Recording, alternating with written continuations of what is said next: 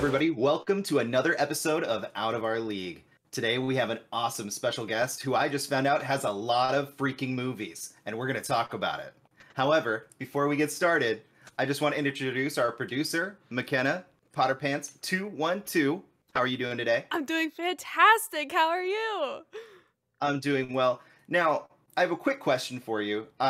I obviously I did an art piece for you recently. Yes. And to get some reference pictures, I looked at your Instagram and I noticed that you have the 212 on your Instagram as well. What's the significance of the 212? It's my birthday. February 12th is my birthday. So that makes a lot of sense. That makes a lot of sense. That, yeah. Perfect.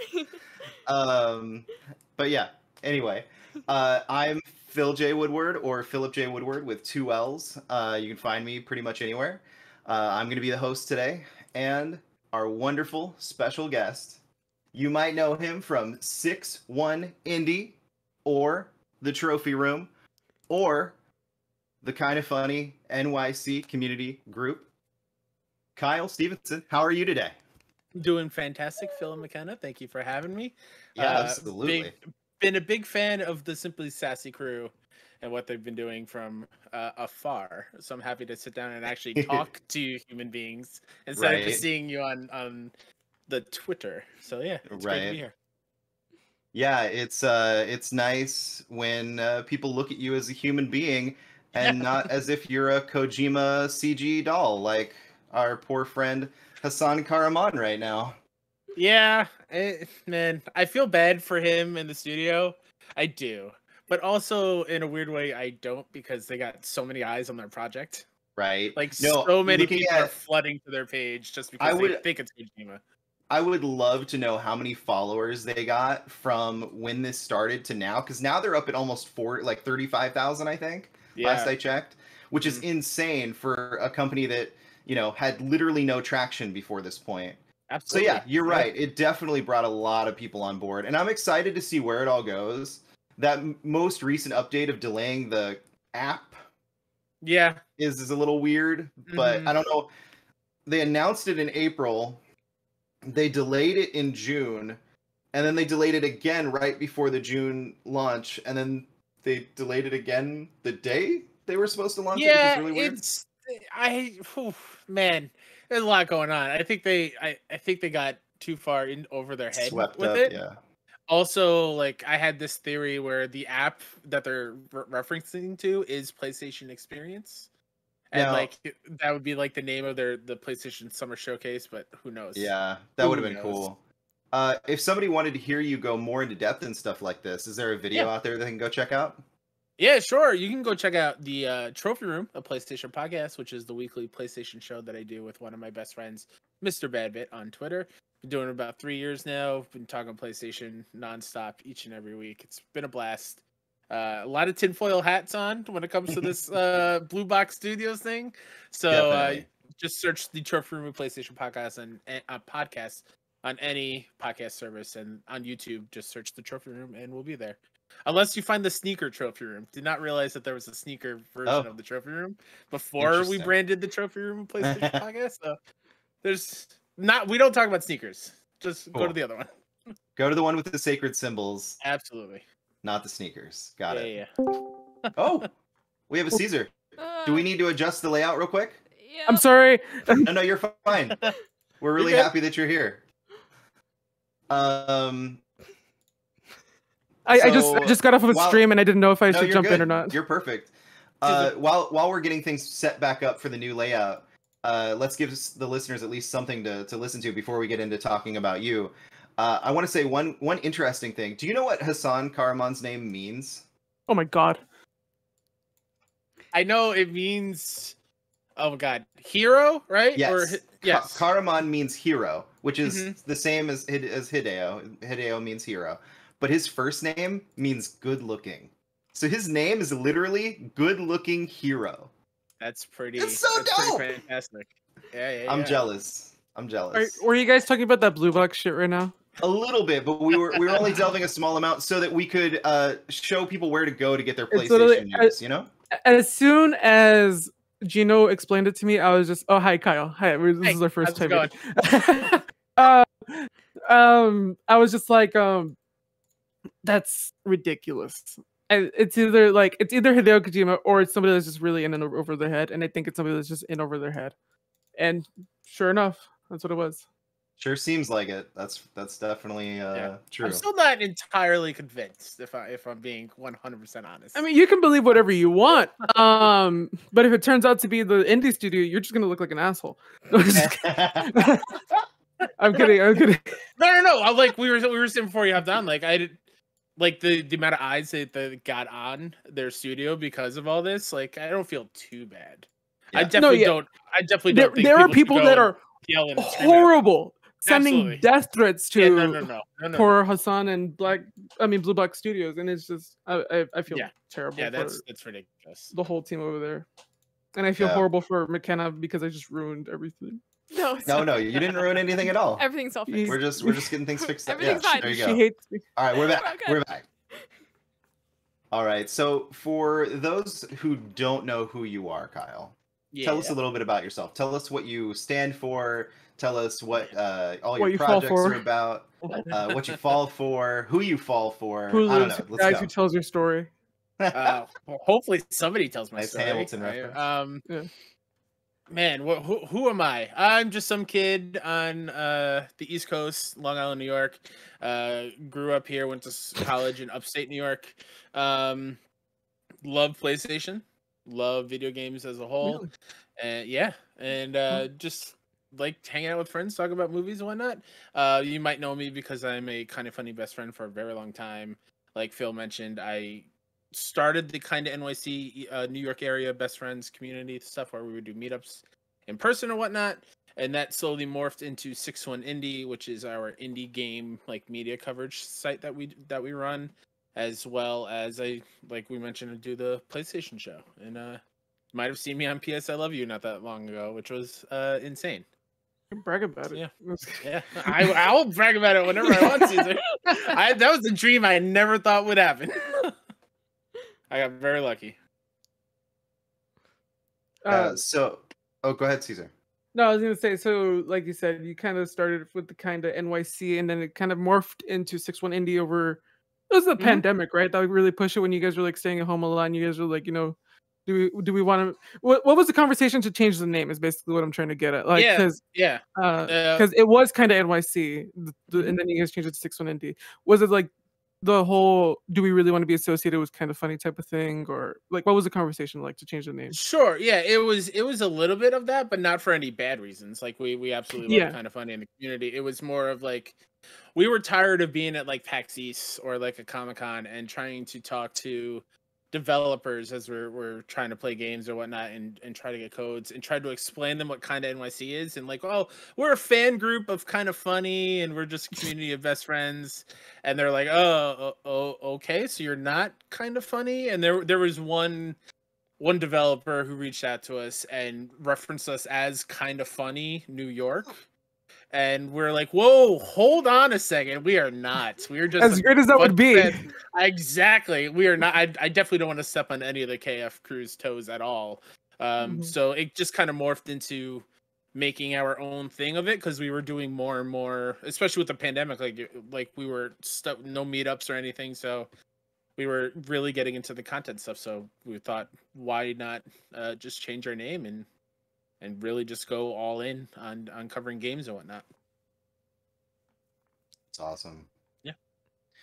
Now, what was your biggest inspiration for getting into video games? Like as a kid, when you were just kind of learning what video games were, what was that game that kind of sparked your interest? Yeah, so I blame my mom for this, actually. Even though as a 34-year-old man now, my mom's like, why do you still play games? But I came down the stairs one day. I was very young. I don't know how old it was, but my mom was screaming at the TV because she was trying to beat Super Mario Brothers on the NES. And ever since then, I was like, oh, this is cool. This is awesome. And then she kept playing it over until she beat it, and I would watch her play. And then I would play some other things. Like there was a game that not many people I think remember. It's called Thrilla's Safari, I think, where you're like a gorilla on a skateboard and a surfboard. Oh, that sounds dope. It's like an LJN game, very old school. So familiar. Played that a ton and then Punch Out with my dad, so it just kind of grew from there. And it wasn't until I was gifted a PlayStation for Christmas one year where I was like, okay, I finally have something of my own, and haven't looked back since. I'm really the only PlayStation player amongst my friends group because they're all heavy into Nintendo or Xbox, and I was all alone on PlayStation Island, like with this little blue gorgeous beauty PlayStation Vita. Vita Island. Oh, Cesar, are you gonna talk smack about my Vita? I'm covered. Don't worry, I got the equivalent. I got the light blue Switchlight. We're good. Here, I'll donate as the well. PSP was where it was at. That's all I'm gonna say. There we go. Oh, is that the PS3 involved? Sliding door? Yeah. One? Wow. Whoa. I used to hate getting those as trade-ins at GameStop when I worked. Oh my god, right? They're so nasty looking. I won it actually. Oh, from a contest directly from Sony. It's an Assassin's Creed 3 bundle. Okay. Was this when the PlayStation logo was the Spider-Man logo? The PS3? Yes. Yeah, pretty much. Was that era? Okay. I did a little 8-bit like cartoon version of Where's Waldo, but it was like oh my god, the main character from Assassin's Creed 3. Connor, thank you.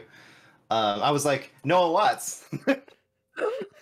But yeah, it was like, where's Connor?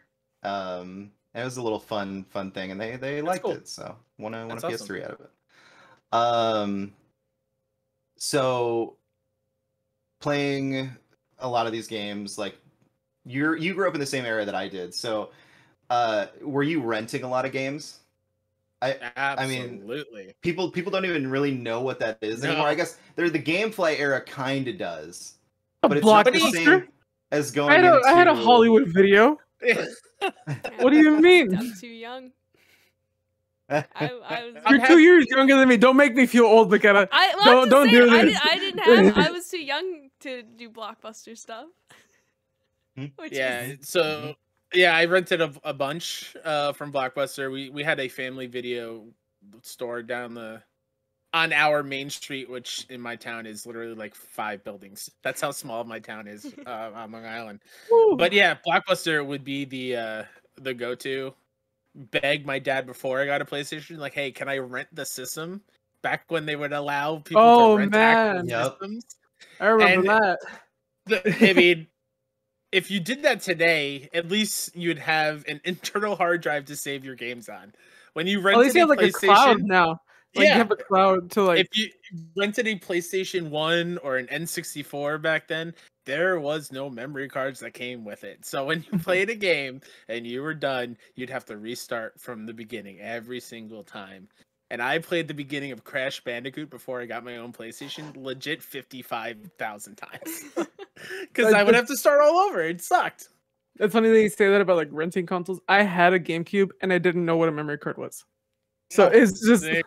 I just kept replaying all my games over and over again on that. Man, can you imagine games without saves? I would kill myself. Like, it's so... Persona 5 with no ability to save your game? Oh, boy. I remember playing, the original Zelda on Nintendo and thinking that it was the coolest thing ever. That there were 3 spots that I could save and have all of my progress, every time I put that cartridge back into the Nintendo and keep playing from where I left off. And then, of course, Dragon Warrior, as it was known at the time, and Final Fantasy. Final Fantasy was literally the reason I learned to read. Oh, hell yeah. That's awesome. Because I wanted to know what they were talking about and what was going on. So at 4 years old or whatever... That's what really got me into reading. That's awesome. So pretty cool. Right now, I don't want to think about Final Fantasy, the old school ones, because of what Square Enix did to us during E3. What did it do? Where they're like, Yeah, they were like, 1 through 6 is available remastered for only Steam and mobile. I almost flipped my desk, Cesar. Let me tell you, did you see mad. Did you see that Twitch clip out? Did you see the clip out Twitch posted? No, the guy reacting to it. So there was a guy that was like reacting to the Final Fantasy 1 through 6 thing. Yeah, and they clipped out like where he's like, "It's 1, it's 2, it's," and he's like all the way up to 6, and he's like, "Oh my god, they're re-releasing it!" And then it stops there, and then like if you go to his like clips, it says on Steam and mobile, and he's just like, "Yep, He's so. On the one hand, I'm kind of glad that I'm not that emotional when it comes to video games. That was in a E3. That was an E3 prediction for me for like the last 3 or 4 years. It was coming to mobile? No, absolutely not. We would get like a Crystal collection on Switch or on a Vita before the Vita died. Just something where they would all be in one place because it's so criminal that those games are not on like consoles. Like they 1 through 6 are already on mobile, from my understanding. So like it's a bummer. Yeah, it sucks too because like for mobile ports, I'm sure they're going to be fine. But those mobile ports are also what they put on the PC, and that Chrono Trigger port to Steam was not good. Like, so very disappointing. Do you know the history of Final Fantasy? Like the first game? Not too well, no. So basically, like the studio was like out of money. And so they basically put all their money into the first Final Fantasy game, and they're like, "This is gonna be the last game we ever put out, and nobody's gonna buy it." Whoa! So that's why they called it Final Fantasy. Oh, because it's like their final game that they're gonna put out, and now they're like on fucking 15 or whatever. Now they're just like pumping them out. That's amazing. Well, I don't know if I'd say pumping, but they're definitely they're putting repumping them out. They're repumping them out on mobile. Not to spin this off, but the nice thing about Final Fantasy is that each game can be its own unique experience. It doesn't have to be tied to the same universe. Some of the themes might be similar. Some of them might contain similar things, but like each story, all the characters and all that stuff, it can be different. It's a lot like the Tales series. They don't need to be connected, which is kind of nice. I'm a big fan of seeing whatever Sid looks like in the new Final Fantasy. Right. or the Wedge and Biggs reference in whatever Final Fantasy it is. Yeah, I remember in Final Fantasy VIII, because I had one of the best. I will say that right now. I don't care if I get hate for it. FF8 is fantastic. You're fine.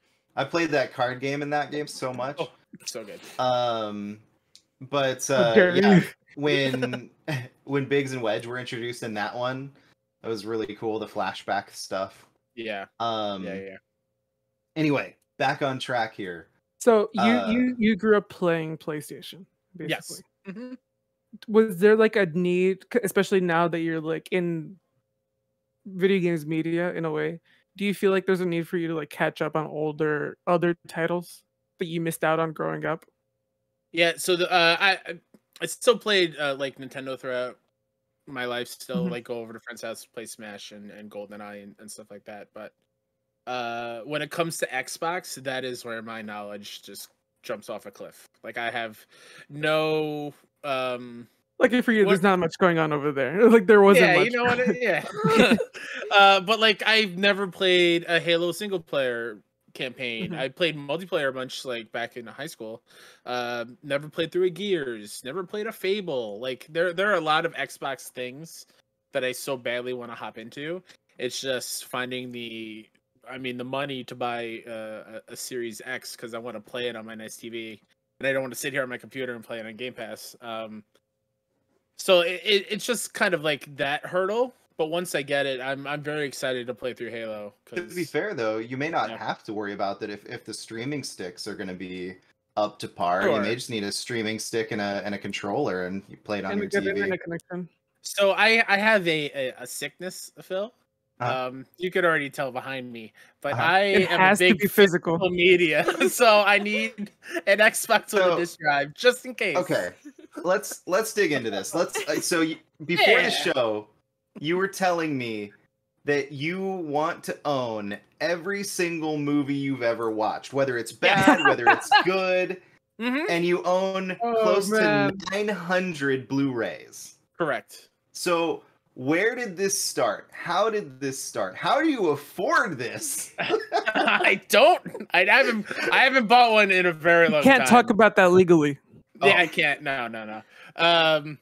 A lot of it was like I would set aside like $100 per paycheck and just buy whatever's on sale. And I have a big list of stuff. Except for when it comes to like crazy like collector's editions versions or steelbooks, I have to go get that day one. When it started was when I was younger, I didn't go to the movies a whole lot.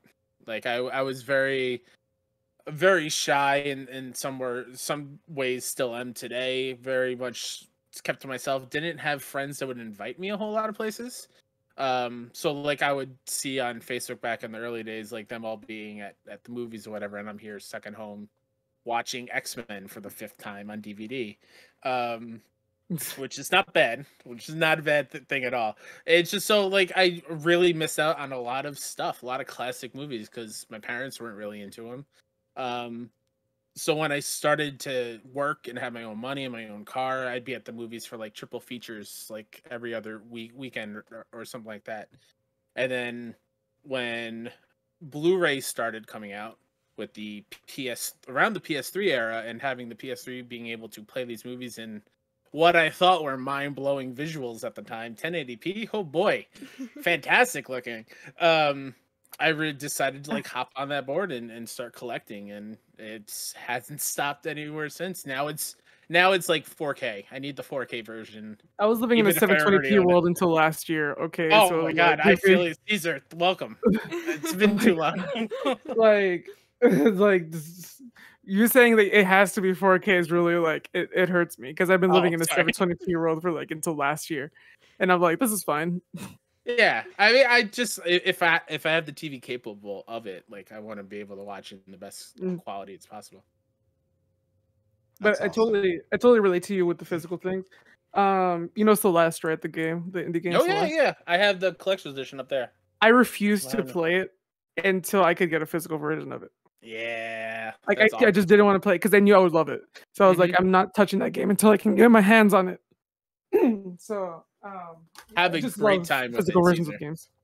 Celeste is special. It's one of my favorite games of all time. It's like literally top 5. Like it just. I desperately want tattoos. That's another thing. Like I don't have any, but I want one so bad. One of the first ones I want is the feather from Celeste, like either on my forearm or something. Okay, that's a conversation I was having with a friend. What's a more meaningful tattoo from Celeste, the strawberry or the feather? And I like for me personally, in my struggle with like anxiety, the feather. I say the feather too. Yeah. But it's like what's more symbolic of the game, I guess. And that's the strawberry. Sure. Yeah. But the feather has such a really strong impact. And if you don't know what we're talking about, play Celeste. Yeah, please. Is it still on Game Pass? Yeah, it's still on Game Pass. Play Celeste. Yeah. That kind of play Celeste. Celeste. It's a hard game, but it's worth it. That's what I'll say about it. If you're not having a good time with it, it's very good about like giving you. There's an assist mode type of thing. So yeah, it'll help you. Complete it. And when we're on the topic, is there a game that like really stood out to you over the years? Oh, so many. So if people don't listen to me talk about games or just listen to me talk on podcasts or whatever, I'm a very emotional human being. I cry all the time. It makes me big teddy bear. Yeah, huge teddy bear. So the first game that really where it turned from like, okay, this is a cool story, no real emotional attachment, you know, like the old Final Fantasy games, like not character deaths didn't really do a whole lot to me or like big emotional changes in previous games. But then I played The Walking Dead Season 1 from Telltale. And that was right around the time my oldest niece was born, and Clem and her are like identical. So me playing through that game put me in the shoes of Lee and making sure that I had to protect Clem, which again was my oldest niece. And the end of that game broke me like 45 minutes afterwards, just sobbing uncontrollably down here. So from that point on, like that is something that I want to experience from games. Is I want stories and characters that I can attach to and I can relate to and really feel it and be in their shoes. And I think gaming is awesome for that, and that's kind of why I've stuck with PlayStation for so long. It's because I'm a single player gamer. So like PlayStation has a ton of stories where I can really dive into those characters and really just like attach myself and experience the story and a character's arc. So any single player thing like that is fantastic. Heavy, whatever it is. Like I'm a big proponent of sad boy games over at 61 Indie. Any game that makes us cry. Always sad boy hours at 61 Indie. Absolutely. Like Emily's Away 3 destroyed me earlier this year. Yeah, I saw your tweets. Destroyed me. There's another game called The First Tree, which was free on Epic Games Store. I was like, you know what? I'm free for a couple hours. Let me play it. It's a 5-hour experience. I recorded myself sobbing because I did not expect it to have a journey like player connection in that game. And yeah, I'm all about those kind of experiences. That's awesome. Yeah. I'm sorry, I feel like I'm taking over this interview. You're fine. Go for it. If you have questions, go for it. I'm an open book. I'll answer literally anything. Like the ages 0 to 5. Let's go into depth about that. Just kidding. Ages 0 to 5, sure. Yeah. No, I was born deaf. I had surgeries on both of my ears. Were you really? I was, yeah. I was born with fluid on the inside of my eardrums. Oh, wow. So when I would speak and make noises, like no one would understand me up until like kindergarten. Whoa. And then I had tubes put in. They drained all the fluid, and I could talk, and people could understand me a little bit better, and I could understand them. And swimming so with deaf anymore. No. My hearing is not the best. So like if we were like at a community event with like loud music or something, I do a lot of lip reading, and it's something that I didn't really teach myself to do. It's just something that I just developed because I could tell like I couldn't fully understand what people were saying, so I would stare at their lips the whole time. Mm-hmm. But like if I were to go swim in the pool, I still to this day have trouble going underwater because I still have tiny little bit of holes in my eardrums, and I'll get an ear infection, and those are not fun. As a grown man, ear infections suck just as much as they do as a kid. How did that affect you during the pandemic as far as people wearing masks and stuff like that? Oh yeah, well that's the thing. I stayed home. I only went out. I did that for myself. I went out and got like all the groceries and whatever supplies for the house because my sister was pregnant. My parents are older and both part of the at-risk group. Sure. So I mean, even me being a bigger person, like I was at risk as well, but I'd rather me take the risk anyway. So I literally just went in, went out. But it was tough when people were like, ask me questions, like if I were going to order food or whatnot, I would have to say many times, can you say it again? Because like at the counter trying to pay, like it'd be super difficult. Yeah. That's really cool though. I mean, like that you were able to overcome that. And awesome that you couldn't understand anybody. Yeah, exactly. But no, that you were able to overcome that and recover. That's really cool because you don't get those stories all the time. Yeah. That's awesome. I didn't really think saying 0 to 5 was gonna get such a really interesting story out of you. Like I was just That's like, fine. I was born with a heart murmur and then it disappeared. That's about it. That's impressive. Yeah, a very, very lucky boy. I guess not like I guess, but like you said you love video games as a storytelling medium. There's an argument to be said that video games do not have the best stories. Sure. Is that something you agree with, and would you like to see like the narratives in games like get better? Like it's a very argumentative question. Yeah, it's a very like controversial question. I can feel my skin boiling right now. I can feel like other members of Simply Sassy just waiting to jump in on this call and just like give their examples. Let me tell you about a game called Nier Automata. Okay, Automata. Nobody say Final Fantasy VII Remake. God, it's just no, but like what's your take on like storytelling in games? Like, is it like as good as it can be, or can it be better? Or like, what do you think? I think it can always be better. Yeah, I think storytelling as a whole can always be better. I think some games don't hit it quite perfectly, while others hit it just what I need from it. Like I don't want to bring up any of the discourse because quite frankly, I'm sick and tired of it. But like with The Last of Us Part 2, that is one of my favorite games of all time. I genuinely think that's a masterpiece. How dare you I like a love game? that story. I know, right, Cesar? Stupid me over here. That the way that story was, that was something that we didn't even need. Like, I was totally fine with part 1. We didn't need a sequel or whatever. But the story that they told in that was just as equally as hard hitting and emotionally draining in a way that I kind of expect from Last of Us. So, but yeah, storytelling in games can always be better. But I think for what they are, they're pretty fucking fantastic. I really do think that they are stellar. Do I wish some games just aren't made? Hint 6 Days of Fallujah? Absolutely. I don't need those kind of stories. But like any medium can do better at storytelling. But I think the outside people looking in about video games not having great stories, I think that's a little bit not a great argument. They just haven't found that game yet with a story that kind of that they can attach to in that way. Good answer. Good answer. I practiced. I studied before coming on. You looked over your notes? Absolutely, yeah. Makenna, do you have any community questions, or Phill, do you have any? I have all the community questions, but we're not quite there yet. Oh, I'm sorry. I'm sorry. I don't know what's going on. You're fine. No worries.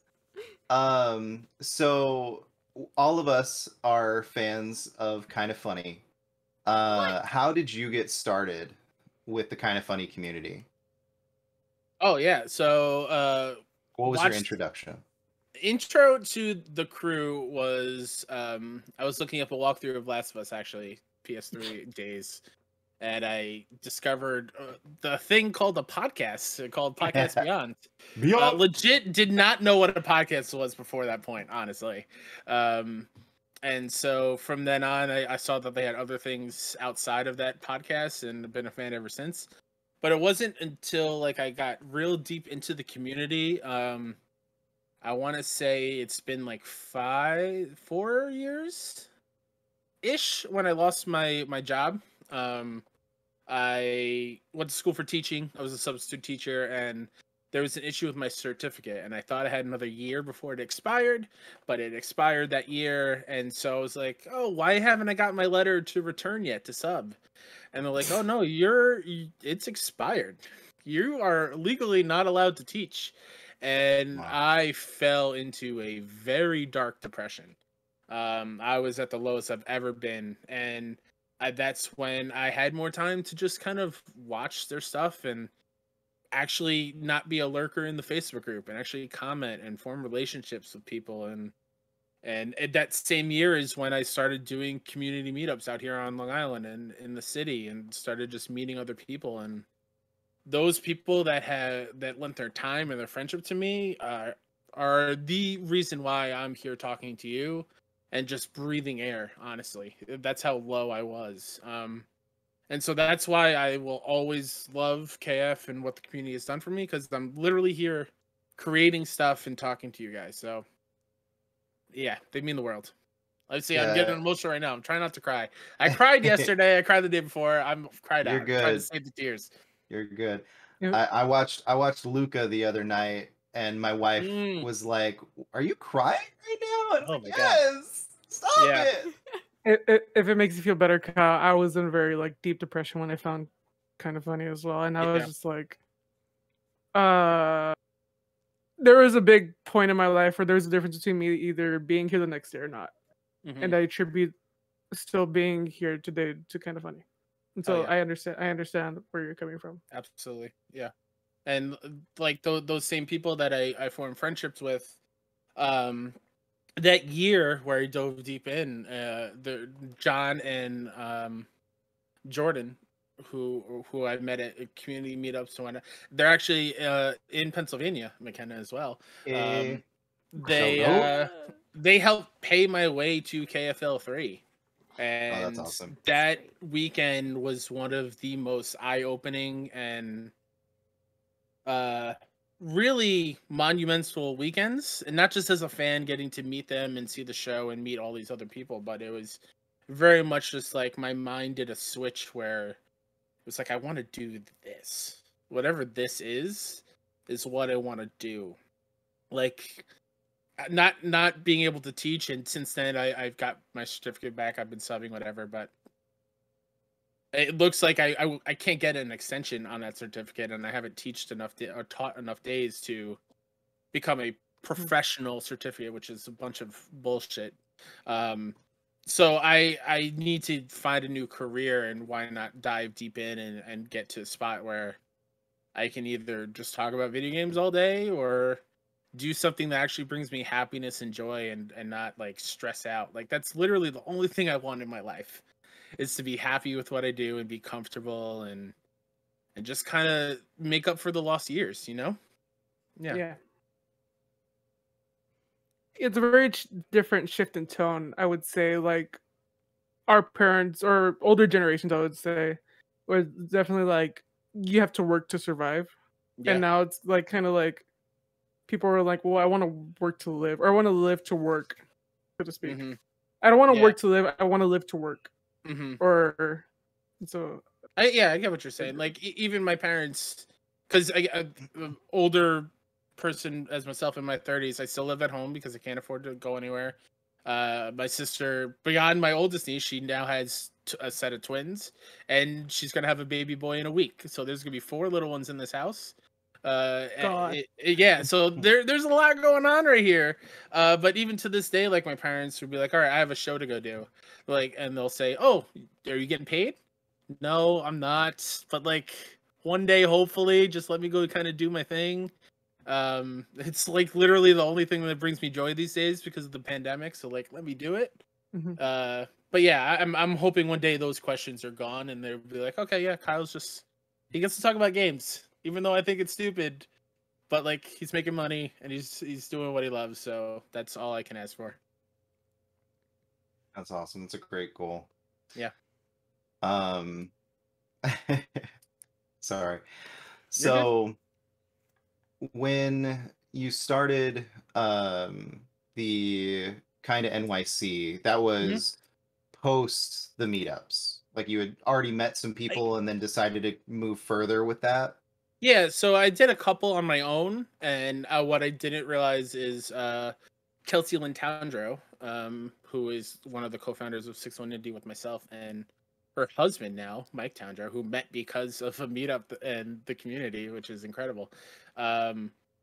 She was doing stuff around like Comic-Con in the city and other like city meetups and whatnot. So we met at, I think it was a Comic-Con one, and we're just like, you know what, let's just combine forces. And so we were doing like community meetups together, start planning things together and whatnot. And it wasn't until like a year later, I want to say during prom, KF prom, we were there and we saw on the walls of the, what was it called, Bespoke, the place in the mall where they had it. They had like a live Twitter feed, and on the Twitter feed, somebody from Kind of Funny Philly tweeted, and Kelsey and I were like, huh, let's just make our own kind of NYC and just kind of like be the New York area kind of like hub. And from there, we just ran with it. And we're doing community meetups. We were helping plan things all week long for when the crew came out to New York for the world tour. We had things for like 5-6 days where people would fly out and whatever. We had things planned every single day. So yeah, it just kind of spitballed into a once a month thing we try to aim for, whether it was a movie, whether we go to a water park, hang out at a beach, or just sit in Bryant Park and play Mario Kart with each other. Like, that's kind of what we did, and it was fantastic. I'm very excited to see their faces again. I think we're planning on one in August. Nice. So hopefully I'm comfortable enough to go out, because that's still a little shaky. Still a little hard, yeah, I get that. Because I'm starting summer camp, because I worked for summer camp for like over a decade. I chose not to work last year for obvious reasons. this year I'm going back, and I was in a meeting the other day, and I'm sitting there, and they're like, "Yo, you're gonna have to sit in a room all day with these kids. Like, it's still very controlled, and we still have rules to abide by and whatnot." And I'm sitting there like having a legit panic attack while they're talking about this meeting, because I don't know if I can sit in a room with 20 kids for 8 hours a day, 5 days a week, 20 after germ not factories. doing it. Absolutely. I wanted to be a teacher too, and then I was just like, do I really like kids that much? Oh, let me tell you, can I put up with kids for that long? Being home for the past year and a half, all things considered, I haven't been in a stretch this long without having a cold. Like, I'm usually always sick. And me being cold, like, I am so good. It feels good not to have a cough and like hacking up a lung every week. Can I tell you what I heard? What did you hear? It's been like, after a year being alone, it's been so good not having a cult. Yeah, you know, I ended that cult, so I have a new one coming. I have some feelers out. We want to make Jonestown too? Like, is that what I'm hearing? Like, I'm looking for fellow physical media. Is that what kind of like, NYC was? Was it just like a really elaborate cult? Absolutely, yeah. We had robes. To Bryant Park. Oh man, if you made robes, I'd buy one. On the back it just says they're like cult. cyan. They're like cyan fucking cloaks. Yeah. That works. Phill died. Yeah. He's back. So anyways, cults. Do you have a favorite cult? Well, man, I don't know. You have a favorite cult? You like Far Cry games? I like 3 and 4 a whole lot. It wasn't 3 the one in America? Or no 5. That was 5? Okay. One. Yeah. That was the Americana one. I actually liked elements of 5. Like, I kind of liked the cult vibe. I liked the environment. There was just some weird decisions that they made for like enemy tracking, and like how the enemies always knew where you were, and then the weird points when you just get sucked into a boss fight out of nowhere. Like, it's just some weird choices. I feel like if they had arranged that narrative a little bit better, it could have been way better. Yeah, I haven't gone back. Maybe I will before 6 comes out, but there's still so many things to play before then. Can we talk for a second how great of an actor Giancarlo Esposito is? Like, he's just such a great villain actor. Well, yeah, I think he's a great actor, period. But yeah, absolutely. Like, he's the antagonist in Mandalorian and The Boys. Yep. And, like, kills it. Anyway, sorry. I hate all right, so from there, how does kind of NYC become 6-1 Indie? Like, we kind of got in there a little bit earlier, but like, what was the transition to that like? Because obviously you were going to events at this point. You were seeing that you needed to become something different than kind of NYC. So where does that transition happen, and how does that go? Yeah, so once our cult application fell through and we weren't approved. You mean religion? Like, established religion. I wasn't sure if I heard that right. I was like, wait. Yeah. Religions are just big cults. Like, you realize that, right? Yeah. It was a lot of, we were getting codes or whatnot. The Church of Smiley. People were just asking us too many. We were just tired of explaining it, honestly, is where it comes to the end of the day. I think we were doing things bigger than just doing community meetups or whatnot. So we all sat down, and granted, we could have been like a couple of months of rollout of us like planning it, but no, this all happened within like 3 days, where me and Mike just stayed up for way too long, like we always do, and just bounced new names off each other, and we're like, oh, that one sounds cool, and then finding out it already exists. And that's the worst, isn't it? It's like so hard naming. Like, oh my god, it's so perfect, and then somebody has it and hasn't done anything with it for like 4 years. Like, I just chose Patch Nuts, and I was just like, there's a million 10 shows called Patch Nuts, but I don't care. I'm just gonna go with it. Yeah. I'm just gonna. That was. I'm part of the problem. I actually have an old YouTube channel called Hold to Skip, because it was a fun name for all those games that you literally have to hold the button down to skip, right? And yet it's like got a Twitter account, it's got a YouTube, hasn't been active since 2017. I mean, before I continue about 6-1 Indie, but like when I changed my Twitter handle from Ninja73 to Mr. KSAP, I was like, oh god, please let Kyle be available, or some version of Kyle Stephenson or something. They're all been taken. One guy not only has Kyle, but he has the Kyle and that Kyle. I'm like, how? Oh my gosh! Why do you have all three? That's a little selfish. That's kind of like the same story with my username on Twitter, Cesar Towers. It's not my name. My name is Cesar Torres. And if you go to @Cesar Torres, it is some like bot porn account. Oh, it is so weird. They only tweeted like once. Oh man! And it's the name on the account is not even Cesar. It's like Christy or something. And it's like, give me my fucking name. Yeah, exactly. I have a government issued ID that says that's my name, so I deserve it. Yeah, but the 6-1 anything, we kind of just rolled it out over a couple days and got the Mike built the site. We grabbed the email addresses and kind of went from there. We still wanted it to be like a New York kind of based thing, so a lot of people were like, "Oh, what does 6-1 Indie mean?"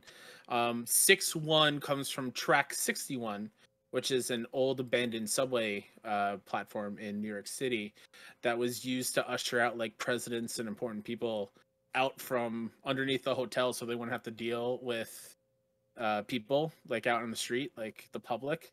So we're using that platform of Track 61 to bring these cool little indies out and into the world, so people can know what to play when it comes to the indie side of things. That's so cool. That's awesome. Oh my god. Yeah. That's so cool. Yeah. So from there, where does Trophy Room play into all this? Yeah. Into the timeline, into how did it get started? How do you manage that plus 6-1 Indie? Yeah, man. Sometimes it's hard, and I forgot when it was. But like even a year ago, I had another show in there that I was doing. Best Friends Talk Funny so balancing the three at one time. I remember that. Yeah, I remember that. Yeah, I miss it every day. Someday it'll come back. I just don't know when I'll have the time. No, just kidding. All right. I'm kidding. I'm kidding. It's a bad show, Cesar. It'll stay dead. No, I'm kidding. It's fine.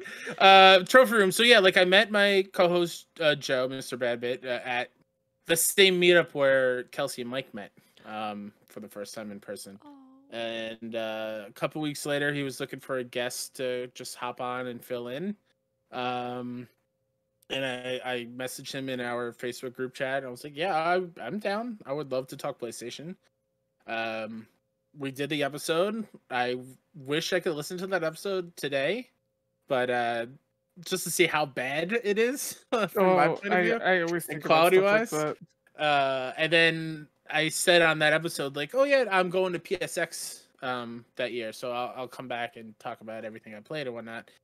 And I came back after that episode, and Joe was like, hey, I've had a lot of guests on, but you and I feel have something like special. Like we bounce off each other. Our chemistry is pretty good. Do you want to be my co-host? And instantly like, yes, absolutely. Yes, I'll talk PlayStation every single week. Yep. Mm-hmm. And it's been 3.5 years since every single week. I've missed a couple because I've been sick, but like over 100 episodes. It's been pretty special. That's awesome. Yeah. So then from there, you get this is one of the coolest things. Your white elephant Christmas gift from Greg. What was that like? Oh man. Still doesn't feel real, if I'm totally honest. But there were a couple other emotions that I was feeling, because I know who was running the Secret Santa thing, and like who did the program for everyone to be randomly matched. So you're saying there's a little tomfoolery happening? So that's funny gift exchange. That is what I'm still afraid of, Cesar, to this day. I trust that these people did not do this on purpose. Are we gonna start another community drama scandal? Absolutely not. Absolutely. I love these people. They know that, and they clearly they do. Clearly they know. What are you trying to tell me, Kyle? Well, my biggest fear was that it would come back and and you know, like negatively affect them that I got paired with Greg. Where's my tinfoil hat? Yeah, sure. Go ahead, get it on. Okay, Hassan. I'm not. No. Yeah. So I got that video. I got the email, from Greg, and the email said, "I am not your Secret Santa, but somebody wanted me to send this to you for your Secret Santa." I'm like, cool, okay, Greg. Whatever, Greg. Does Greg not realize that like emails are free, and he could have just made one? He could have just made a fake one. Exactly. I don't want to start being for Greg. You sure you don't want that smoke, Cesar? I don't want that smoke. I don't want that smoke. Yeah, I opened up that email. I clicked to watch it. I was very scared because I kind of already knew that Greg was my Secret Santa after that email. Like, come on. And then you could see my reaction to it because it's on their YouTube channel. Just blown away by his generosity and trusting to gift me a spot on his baby with blessing, and like trusting that I would not screw it up in a way that would be detrimental to the PS I Love You brand. Like, it was it's a gift I hope to repay one day to him or anybody. Just kind of spread that love around. Yeah. It was pretty special. The fucked up thing, if I might say, is that because 61 Indie, we all share an email, right? We all share an email, even though we have our own names at 61 Indie, whatever it is. It all goes to one box. So Kelsey and Mike got to see the video before I did, because they saw they could not help themselves, and I still yell at them all the time, like, Kyle, man.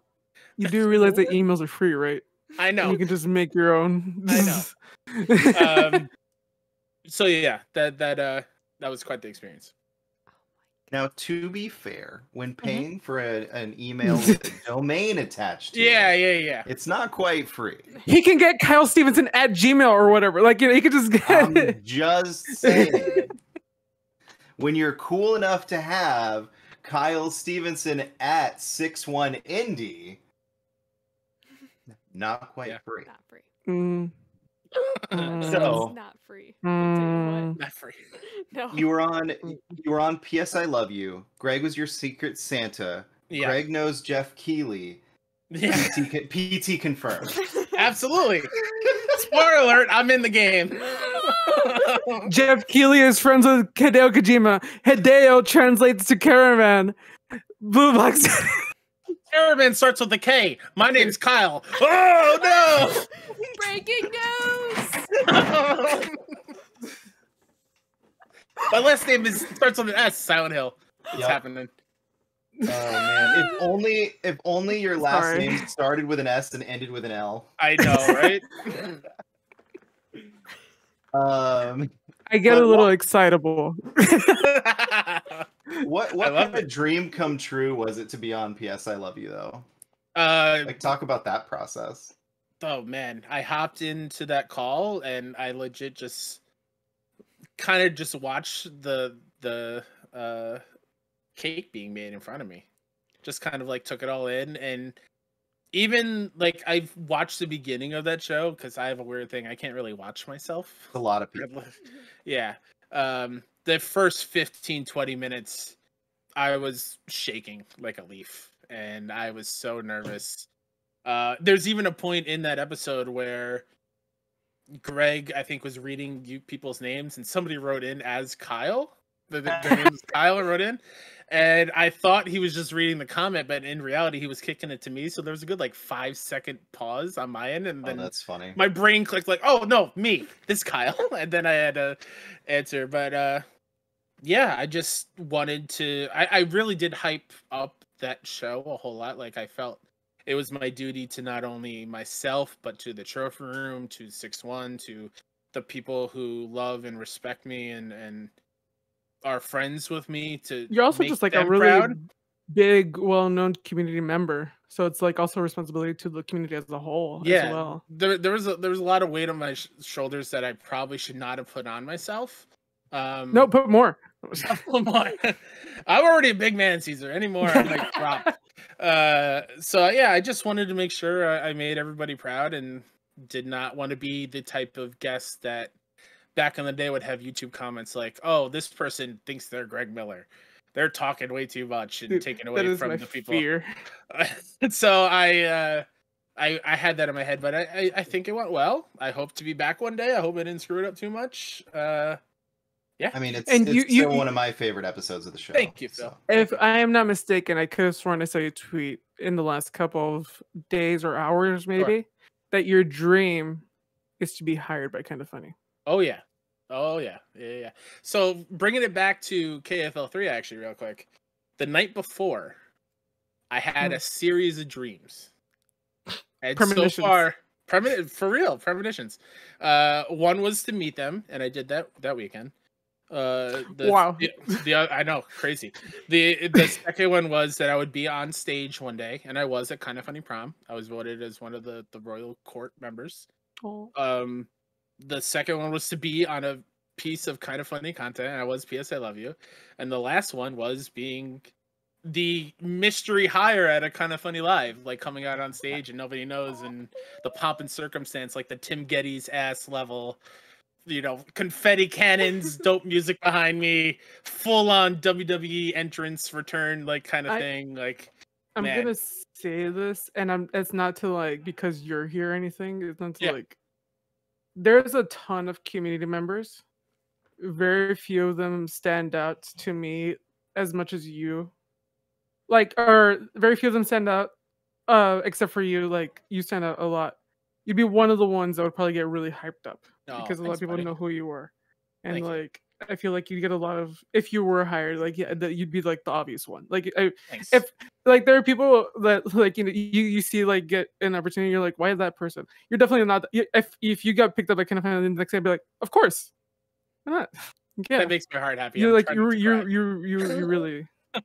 I hope so. I think that weekend and again what that community has done for me, it was kind of a thing like I want to help KF do what they did for me for people for a long time. I want to make sure that KF as a whole is around for a very, very long time and it has that same kind of effect on a lot of different people because it's super important. So yeah. That's awesome. Not saying that anybody else in the community sucks. I'm just saying we know everybody else is the worst. Cesar said it. Clip it out. Go on, I got it. We'll use that as the hype reel. Mike, I'm talking to you. Just kidding. So moving away from that and back to you personally. Yeah. As far as being a content creator, do you see yourself branching out into like different forms of content creation from where you already are, or do you like what you've been working on and what you've been doing? Oh, that's a question I ask myself all the time. I constantly trying to do more. Even with my limited time and bandwidth, just mentally, I always feel like I could be doing more. Instead of sitting on this couch behind me and just play games all day, I feel like I should be using some of that time to either learn how to edit better or learn how to do After Effects, learn how to Photoshop. Like that's something I am incredibly thrilled and jealous of the quality of photoshopping, especially coming out of Simply Sassy. Like it's something else. So just learning new skills to help me further my dream and try to make that a reality is something that I want to do. I would love to do like skits and sketches, either like direct them or just produce them or whatnot. I feel like I'm really terrible writer, so writing is not one of my fortes. But every once in a while I'll get an itch to kind of maybe write something down. I have so many drafts here on this computer of things that will probably never see the light of day when it comes to like writing what like Celeste means to me, or it just becomes like a rambled, jumbled mess of ideas going all over the place and not really focused. So yeah, I there's always more I could do. I want to be better at Twitch streaming. I want to be able to have a set schedule and not have to take so many breaks. Which is necessarily not a bad thing in and of itself, I think is how that saying goes. It's just like I want to be more consistent. I want to each their own type of thing. Yeah, I want to be able to stream for longer and have it be entertaining, because I have a great time doing it, but there are way too many times where I'm sitting here playing a game and it's just for me, and it's a bit of a bummer. And so, but I always have to tell myself, like, there's so many other people doing dope shit and dope things, and people's attention are drawn elsewhere, that it'll happen. It'll happen in due time. I just got to keep working at it. So, yeah, there's nothing that I will say. Well, there's some types of content I will say no to, but there are some things that I have no problem doing, or want to do, rather. Are you saying that we're not getting a Kyle OnlyFans soon? No. The fuck did I just walk back into? This torso right here has not seen sunlight since I was 2. All right, there's no OnlyFans coming from me. No way. I'm the anti Greg Miller. The shirt stays on at all times. Come on, I think people want to see like Kyle recreate a shirtless Spider-Man. You know, I'll do the Kevin pose. There's an audience out there. Of the painting. I really want to do see Martian Manhunter. See, the thing is with your OnlyFans, you can get real creative with it. You know, you could recreate the Eminem Brie Larson pose from Greg, you know? Yeah, that's true. That is totally true. Yeah. I think we'll see. Maybe it's coming 2022. I'm just saying, I'd pay for that content. Going back to the content question, this is from Erica. Like, might as well bounce off of it. She asks, what is your favorite part about content creation? Your favorites? Oh, man. Honestly, it's just sitting down with the other people. Like, I don't do a whole lot of things by myself. It's so much harder. Yeah, what, by yourself? Yeah. Oh, absolutely. Yeah, I've done a couple podcasts just solo of just me talking. And streaming by yourself is just so, like, lonely. Yeah. And, like, there's really people in the chat, but, like, you don't really, like, hear it. Like, you don't really, like, get that interaction. Absolutely, yeah. But my favorite part is just sitting down and talking to other people, because that was something I did not do a whole lot in high school growing up, because I was, again, very shy. To the point, like, I was called on, I think it was 7th grade health or 6th grade health class, to go read my paper in front of the class, and I just started crying because of how nervous I was. I was the kid who would count the number of paragraphs and the number of kids in the class, so I knew which paragraph I had to read out loud, and I would just practice that one over and over and over again before it was my turn. So yeah, just sitting down and talking to other people, getting to know them a bit better. That's why I did Best Friends Talk Funny, because I wanted to meet these people, and outside of just a icon on Twitter and reading their words, I want to hear their voice and just be honored that I'm part of their lives for a little short bit of time. I mean, that's this show. Yeah.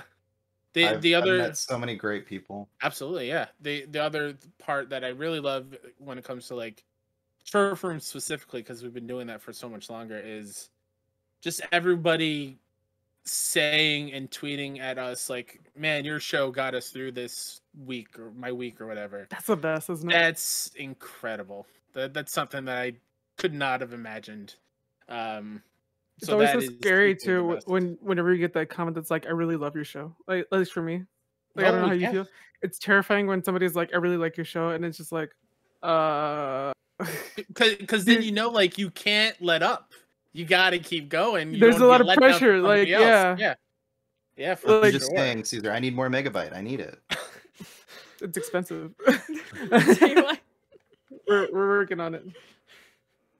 Do I need to Venmo you guys? What are we doing next? Look, man, if you want to pay for it, I'm not gonna cry. I'm not gonna be upset about it. I need more of this show in my life. So real quick, just random tangent. Mac and Cesar do a show where they try things for the first time on camera. So like, it was a Big Mac, right? Big I, Mac. for First one was some a Big reason, Mac. I always like. I really wanted to remember if it was title a it Whopper or a Big Mac. I really wanted to title it Little Mac Eats a Big Mac. Like it just Yeah. I really wanted to make that the title. But yeah, so it's just such a really fun experience going through that. And then they did a Mexican candy episode recently, Oh, boy. and just need more of this show in my life. No, put the lemon Yeah. salt down, Caesar. I saw what you picked up. Watching. Why? Was that with the wrapper, Cesar? Yes. Mm-hmm. Like if you Is that just how salt. you eat it? It's like lemon flavored salt. That's what this is. That's all this little packet is. It's just lemon flavored salt. Huh. I accidentally Okay. dumped the whole thing in my mouth at one time. Apparently you're not supposed to do that. I told you to put a little bit. Well, I told you to put a little bit. So how did the pandemic affect content creation for you? If anything, it made life after a pandemic way scarier. Of keeping up with that kind of schedule. Sure. Me being at home and making that choice to not go sub or go into schools and sub. Having more time to play games and talk about it and create cool stuff. Knowing that I'm going back to a job, I'm going to be beat. I don't know if I'll have the energy to do the shows that I already do, and I want to do so much more. So that has been the scary part is, again, what Cesar was mentioning before, like the people that actually say like, hey, we love your show or we listen, blah, blah, blah. That's the pressure of like, I want to keep meeting that expectations and keep growing and being better. And just being tired from now real world responsibilities that I haven't had for so long. It's frightening for sure. But I've, in a weird way, been grateful to have this year and a half of making stuff and getting better at it. So. Or go ahead. I was gonna say like I feel like post pandemic is where like boys become men type of thing. Like, you know, like it really shows who deserves it or like who, and so like that's gonna be the real test. Like not like saying like it's a competition or anything, but it's like how much of are you putting out there of yourself, and I feel like that's a real yeah. And even if like you do less, that doesn't make it less quality either. I don't think like that's you gotta you should have. You gotta now find a new balance. Yeah, you gotta find a new way to kind of balance everything. It's a new life. It's a new world where. Speaking of putting yourself out there, you know what I just realized? What? I never said, "Hey Kyle, I just want to say, you're pretty good." Whoa. What just happened? I don't know if you're aware, but Phill does a really good David Hayter impression. That was pretty good. Can I? We call him Semi-Solid Snake. That's fantastic. My theory about that Death Stranding director's cut and why it was called Metal Gear. You want to go back to the blue box thing? No. The blue box. I have a feeling Kojima got David Hayter, and he's another hologram person. Oh, that'd be so cool. I feel like that's gotta be it. I don't know. I don't know about delivering packages, but I definitely think that love can bloom on the battlefield. You need to call up Kojima and be like, hey, listen, I'm more affordable than David Hayter. Let me do the voiceover work. I will do it for free. Please. No, don't do it for free. You know how much money Hideo Kojima would make off of you if you did that shit for free? I don't even care. Anyway, I don't even know. I feel like now's a good time to jump into community stuff, don't you think so? Or yes, yeah. I was. Thank you. I totally lost my train of thought. I just needed to get that out there because I realized I didn't do it at the beginning of the show, and I'm like, I start every show that way. It's because I was thrown off by like how many people weren't here because the things came up, and I'm like, no, freaking out. Now I'm more comfortable. Since we talked about Metal Gear, I guess this is a good segue into from Ben. What is his favorite PlayStation game or franchise? What is your favorite PlayStation game or franchise? Kyle? It is The Last of Us. Boo! I knew it was coming. Boo! The franchise. I Ooh, love that's the first one. a I haven't played the second one. Tough one's heavy, Cesar. Just be prepared. I saw it. I got it spoiled for me, so I know what happens. Even beyond that, trust me, there's so many other things that happen. Franchise wise, it might be Uncharted. I'm a big Naughty Dog fan.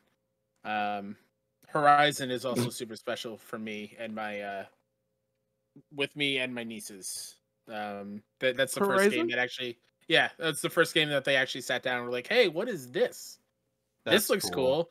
They keep asking me to this day. It's been 4 years since that game came out. Like, where's Aloy? Can we play with Aloy now? And like, and you're like, yeah, here she is, and you give them Fortnite, and you're just like, God, no way. Yeah. So Horizon holds a special place. I'm just waiting for Herman to hit that old big button with the release date. Anytime now, Herman. Breath of the Wild is now next year, so now's the time. Let's go.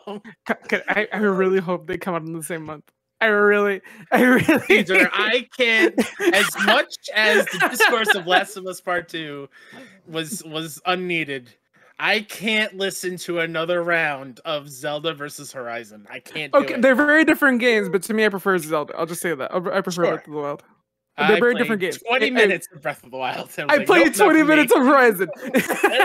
Perfect. I actually had a very similar experience. So it was really hard for Horizon and Breath of the Wild. Like whichever one you played first is probably the one that you liked. I had a very similar experience with God of War and Days Gone, where I played God of War and God of War. Let me finish. So it's not saying that Days Gone is like better than God of War or whatever. I'm just saying that after playing God of War and having the over-the-shoulder like no cut camera for the entire game, other than that one time where the game flashes white for a second. Yeah.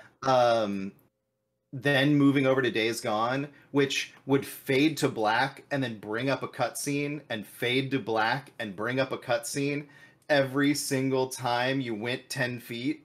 It was so jarring. I put it down and I didn't play it until like 2 years later, and I ended up really enjoying it. But and same thing goes with Horizon.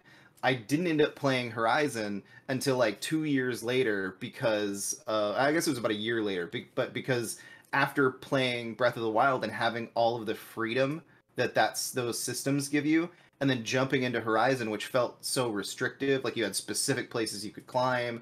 You know, when you ran into an object, it just kind of, you collided with it, and it just didn't feel, as open as that. And it's just an interesting thing how discourse over. They're good games. Yeah, exactly. They're all good games. They were very hard to come out near. And I'm very happy that there's a sequel to Horizon keep coming out. I do think that looks like a really good game. It just wasn't for me.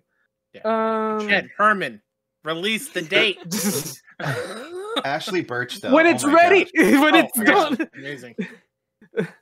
All right. Next community question is also, we're just going to go down the list here. So we already answered this. Ben asks, what was it like being on PS I Love You XOXO? We kind of went into that. Yeah.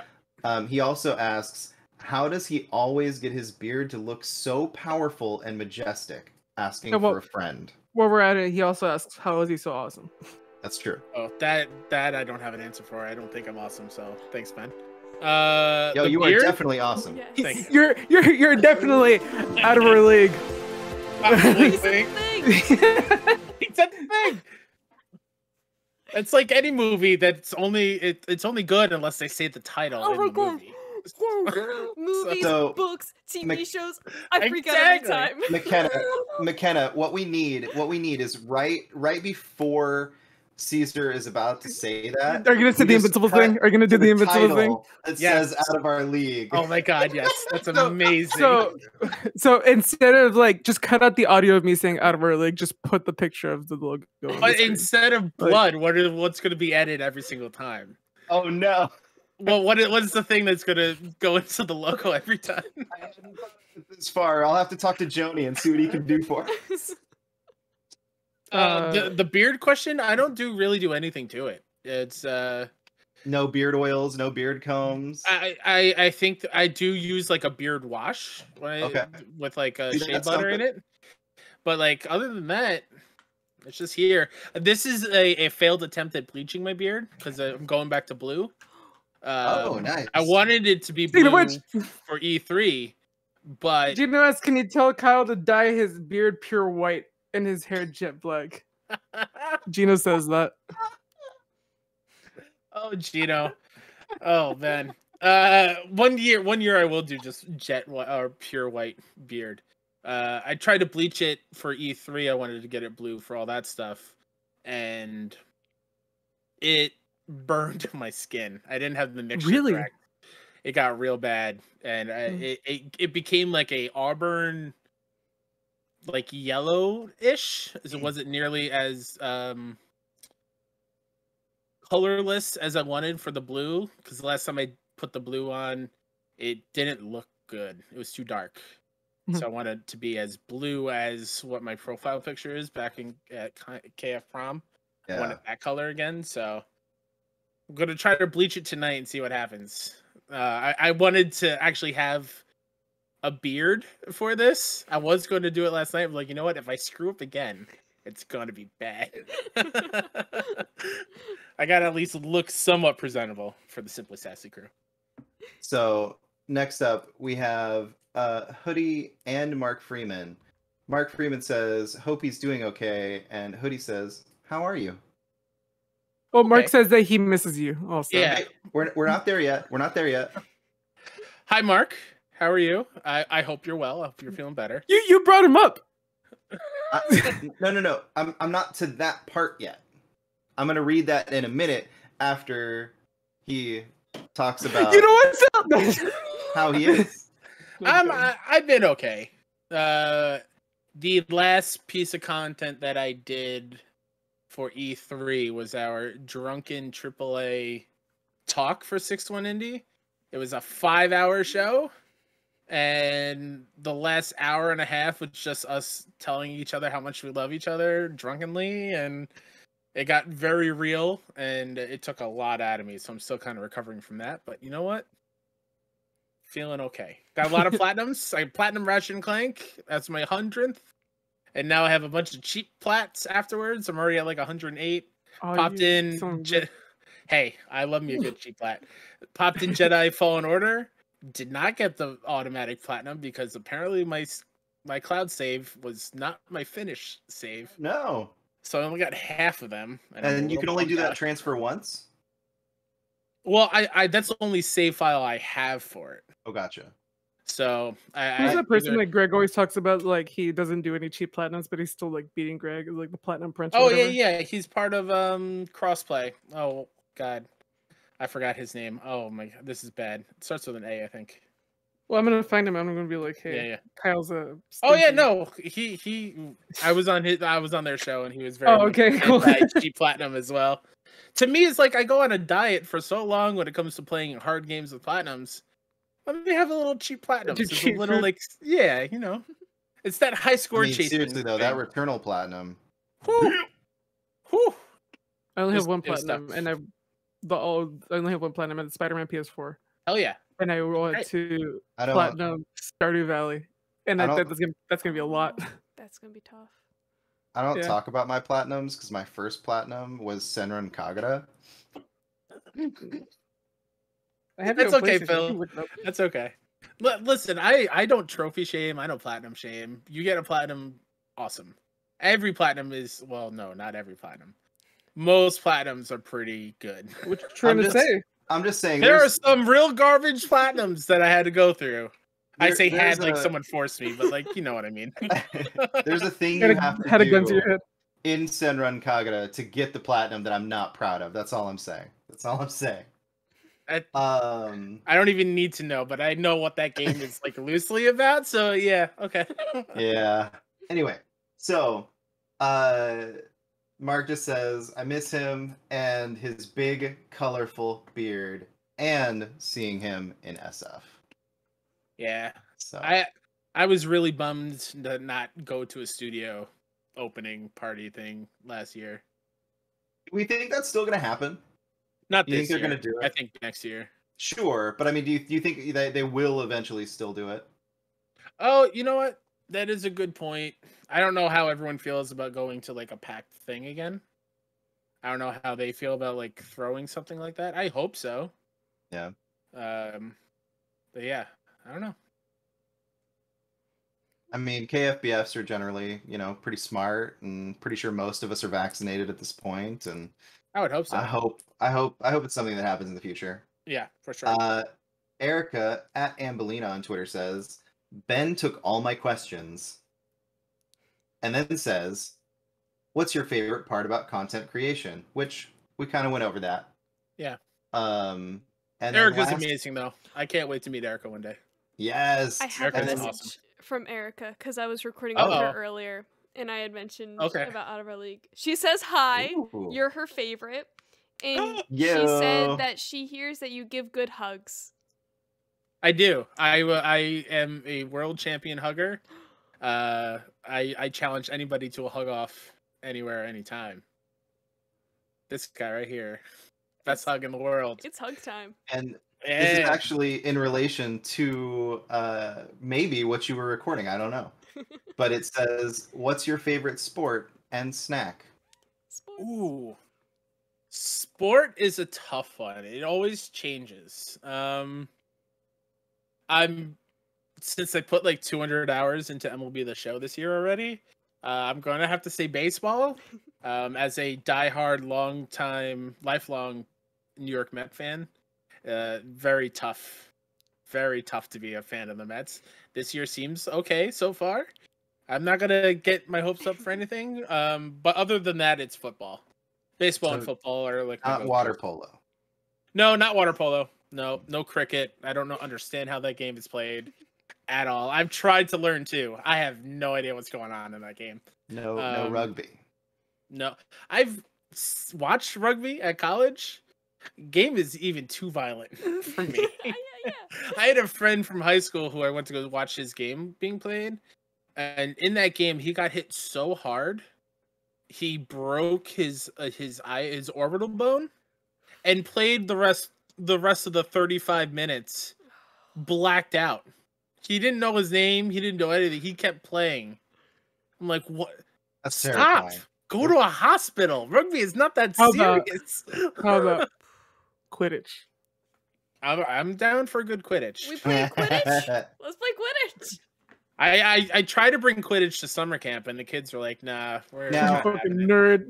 Now, and then other than like fake sports, I put fake in quotation marks. I'm a big wrestling fan, so pro wrestling, even though that's fake, I don't care. I mean, those if it contains athletes, I don't care if it has a storyline. It's a sport. Absolutely. What's considered an athlete? You want to talk about an hour and a half on this fucking? Oh my god! What do we consider an athlete? I used to think NASCAR drivers are not athletes, but now as I'm older, I know to driving those fucking cars. Absolutely, young Kyle was dumb. Young Kyle was real dumb. Yeah. Insane. Now that doesn't mean it's any more fun to watch, but sure. Moving I have respect. I have respect. For the drivers, not for the racist audience that they have.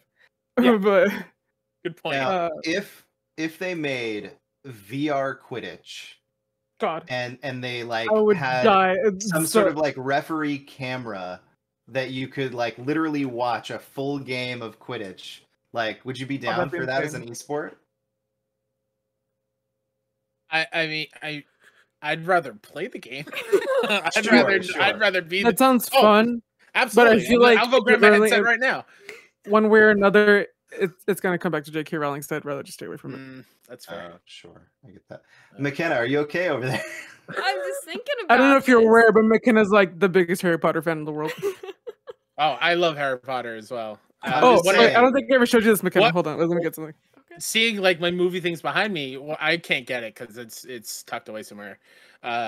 One of my most prized possessions from a movie standpoint is I have that big chest collector's edition of all the movies in the hidden compartments. I know. I have an advertisement for it up. I have like I have like a bunch of like. What did you get? from the movies, and I had like an advertisement for that box, and I remember like saving up my money for it, but it was gone. That was a whole paycheck for summer camp. Yeah. It's a big Harry Potter. Harry Potter big. It has like it looks like a trunk where it comes with drawers and has hidden compartments. Of, like, we sent you a trunk, Makenna.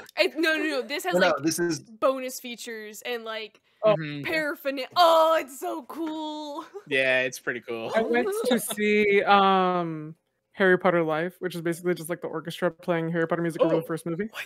It was awesome. That sounds because great. like everybody there had already seen the movie, it was just like the hypest thing in the world. Like everybody was like, the highs were very high because the audience was really like hamped up, and it was just like a lot of fun. Oh, but what I was going to show you was this, Makenna. Oh, you've had it with the cake. Oh, nice. And it has like the little happy birthday.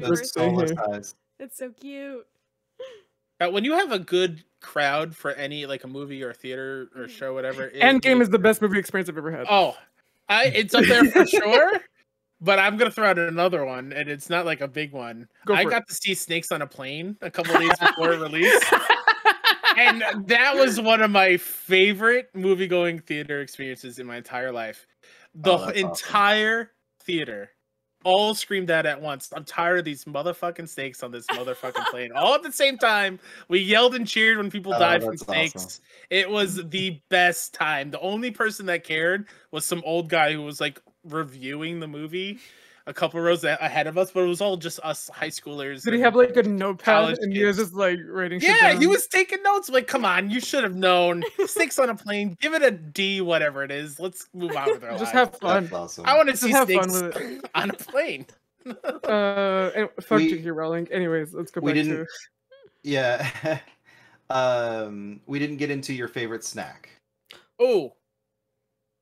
I gotta make sure for Erica that I get this. I like how we went from favorite sport to snakes on a plane. Like, yes. I don't usually, despite my size, I don't usually snack that much.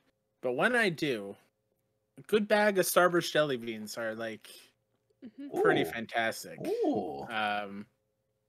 Other than that, I don't usually, like when I go to the movies, for example, I don't snack on popcorn. Do you get a snack at a game? Now, to be fair, I feel like a snack can be any food that you tend to have that's not a meal. So it doesn't have to be like a brand name snack, or some sort of Mexican candy that Cesar is eating. I mean, I partake in the baked Cheetos from time to time. My refined palate. Yeah, so Cheetos would be the go-to. But with this, the white DualSense, I find myself not eating Cheetos as much when I'm gaming. Chopsticks. Oh, Gia Tap Harris has taught me if Gia Tap Harris has taught me anything, it's use chopsticks while you eat Cheetos. That's true. I'll have to learn how to use chopsticks. I never knew how to use chopsticks. I used chopsticks for the first time before, like a month before the pandemic hit. I was a pro. I was just like, nice, using it. But yeah, like for me, like a slice of toast with a little bit of cream cheese on it, like that's a snack for me. Nice. Like, give it to me, please. Love snacks. Whatever's in my vicinity, I'll just eat. And then we have I don't know who this is. You might know this. It's some random Twitter account. It's called The Trophy Room, a PlayStation podcast. Never heard of them. They ask what's a Kyle, and then have a GIF of Cory Barlog saying, "Never heard of it." Oh, it's not even a GIF; it's a picture. I guess Joe couldn't find a GIF of Cory saying that. Yeah, I don't know who he is either. I guess you have to tune in every Thursday at youtube.com/The Trophy Room PlayStation Podcast. Awesome. Also, while we're at it, for the Trophy Room specifically, if you go to PS Trophy Room on Twitter, our pinned tweet right now is we have Pride merch up there. I saw that. I really want to get something. Get something. They're really amazing designed. We have stuff for pan, bi, trans. How long are they going to stay up there? Because I believe they're going to stay up for as long as possible. Okay. And 100% of everything that we get from it is going to the Trevor Project. Yeah. Money's tight right now, but I really want one of those. No. Yeah. We're not gonna take them down because we absolutely understand. We're in a pandemic. Money's tight for everyone still, and we want to make sure. But it looks fucking great. It looks kick-ass. I've been waiting on mine for a month. I'm really upset they haven't come in yet. And last week, I missed asking this question to Tommy Earl Jenkins, which I'm so jealous you've had him. God. He's a really cool guy. Yeah. And anyway, so Ben grilled me because I forgot to ask it, and this is a question that we ask every single guest. Would he know would he know how to answer this question? Not at all, but he's an actor and he does improv, so I'm sure he would have rolled and done something. So Greg Miller has this innate ability to be anywhere and everywhere. Somehow you can see him in a post on Instagram in a t-shirt and boxer shorts or whatever sort of underwear he wears. And then all of a sudden, 10 minutes later, be out on stage in a full suit. And then like time. Go ahead. 5 minutes before that, he'll be doing a 20-minute stream where he's just crying at his desk. Right. While people shame him because he lost a Mario Golf tournament. And still be liking and responding to Twitter and Instagram and emails.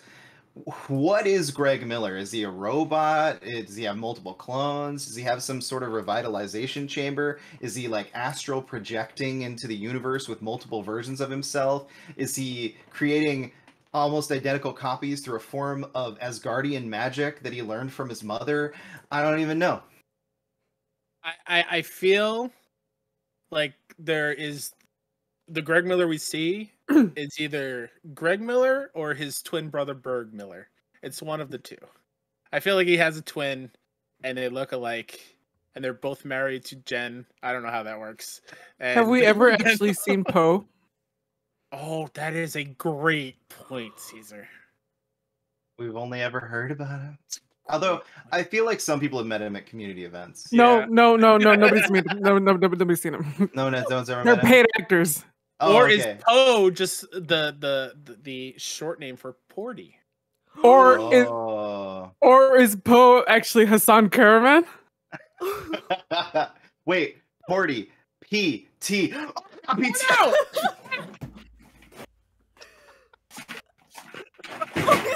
What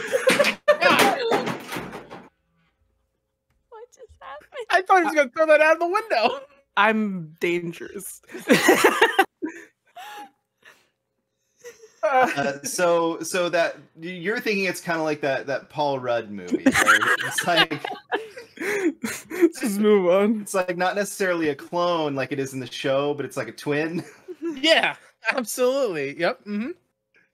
Okay, that makes sense. That makes a lot of sense. Yeah. He probably and his twin doesn't talk because it's obviously like Greg Miller's voice. So he's the one behind the pictures and stuff, but the one we hear talk and is on stream, that is proper Greg Miller. Berg just does the other random social media posts. What do you think Berg sounds like? Just like I didn't think to get away with Professor McGonagall, actually. That's what I think. 10 points for Gryffindor. That's Berg Miller right there. That's awesome. Is there anything else you would like to say or throw out there, or anything that you feel like we should cover that we haven't covered? Oh man, no. I just had a great time. Thanks for having me. This has been a blast. I'm finally getting a chance to talk to all you fine people. It is amazing. Yeah. Anyone listening, just I love you very much, and I mean that when I say that. I love you, I appreciate you, and I hope one day that I can give you a hug, because I miss hugs a whole lot. And don't be afraid to message me on Twitter or hit me up for anything. I'm literally here. I'll do my best to answer. And yeah, that's it. Awesome. And where can people find you? You can find me at Mr. K-Step on Twitter. The Trophy Room is at PS Trophy Room on Twitter. And 61indie is at 61indie. That's 61 spelled out, SIXONE. And 61indie.com, twitch.tv/61indie, all that jazz as well. So we don't normally promote ourselves on the Out of Our League episode because that's all about you. But we don't get Cesar very often. Cesar, where can people find you, and what are you up to? And that's where I. Oh, the Fortnite song. The ska Fortnite song. Good song. Sorry, I'm standing and I have a lot of energy now. Hey, what's up? You can find me at twitter.com/Cesar Towers. You can find the show I do, Patch Notes, where every week we give you the video game news you need to know about in under 15 minutes. Makenna, how long is it this week? 8 minutes and 5 seconds. Oh, we've been averaging 8 minutes. It's weird. Yeah, we have been. Yeah, it's video game news you need to know about without all the boring NPD numbers or conversations. It's just the facts that you need to know. No boring shit. Link tr.ee/patch notes. I'm gonna go get my chair. All right. Thank you so much, Kyle, for being on the show today. This has been absolutely wonderful. It was a little bit of a rocky start, but we got there. Yeah. It was a lot of fun. I'm so glad you agreed to come on to the show. I'm so glad that we got to have you on. And I'm so glad that we got to talk about all the things we got to talk about. Thank you, everybody, for watching. If you like the show, please go to simplysassyvids.com or youtube.com/simplysassyvids. Check us out. Obviously, that's probably where you're watching this, so I don't know why I'm saying that. However, give us a thumbs up, hit that notification bell, subscribe. All that helps us spread word about the channel. So thank you for watching. And Kyle, just remember, you're pretty good. Ooh, I like it.